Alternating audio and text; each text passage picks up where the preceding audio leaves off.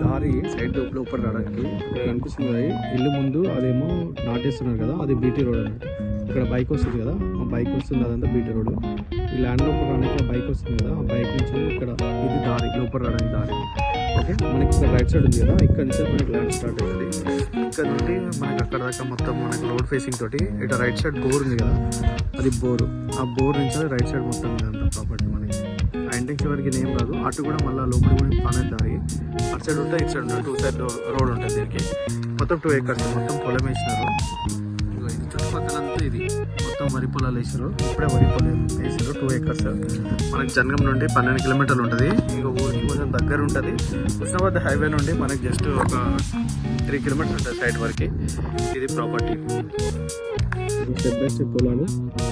ఇది full water, ఇక్కడ bore, current connection అన్నీ ఉన్నాయి. ఇది ల్యాండ్ 2 acres.